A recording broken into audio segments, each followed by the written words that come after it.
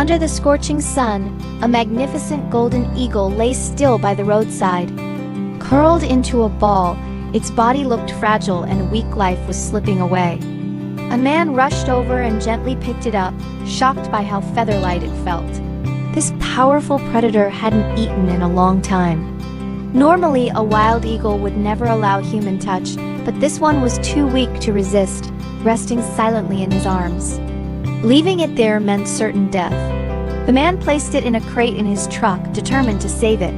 As an experienced wildlife rescuer, he knew what to do. He quickly prepared a high-nutrient paste, mixed it with water, and drew it into a syringe. Beside it, he laid out a proper meal for the eagle.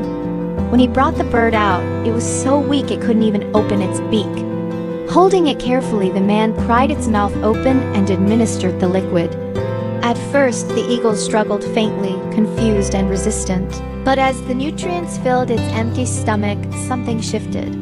Its piercing eyes softened, as if realizing this human was helping. It was almost like a tear glistened in its eyes, a silent thank you for kindness in its darkest moment. But one tube of paste was only a start.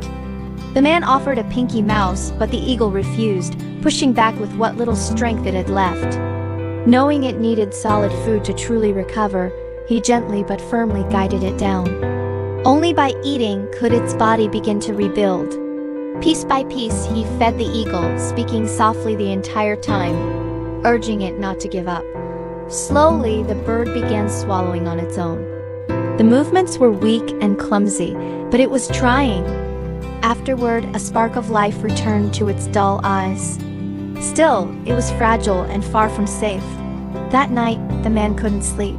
He checked on it every few hours, giving more paste and offering small bits of food, following a little and often feeding plan. Several times, the eagle seemed ready to give up, eyes half closed as if surrendering. But the man kept encouraging it, telling it to keep fighting. Maybe it was his persistence that gave the bird strength. Bit by bit, the eagle forced itself to eat. Days turned into nights, and the man poured all his energy into the eagle's recovery. Finally, strength returned. Miraculously, it stood tall again, yet when the man approached, it showed no aggression. Instead, it perched calmly on his arm, looking at him with bright, intelligent eyes, as if memorizing the face of its savior. It even allowed gentle strokes along its feathers, accepting affection without fear. Deep down, it seemed to know its life had been saved. As time passed, their bond deepened. The eagle was no longer silent. It rubbed its head against the man's face and made soft chirping sounds, almost childlike in their affection. Trust was complete. It no longer saw him as a threat, but as family. Still, the bird needed to relearn how to rule the skies. Man encouraged it with endless patience, promising to care for it until it was strong enough to return home. At last, the day arrived. The man gave the eagle a final checkup. It stood calmly, fully trusting. The examination confirmed it.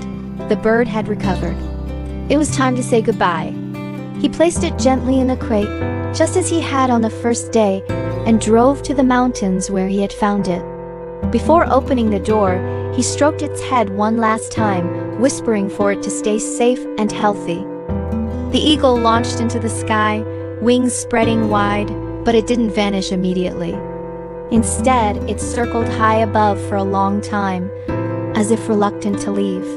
It was a final gesture of gratitude, a wordless farewell to the man who had given it a second chance. That soaring flight was more than survival. It was a reminder that all living beings carry a soul,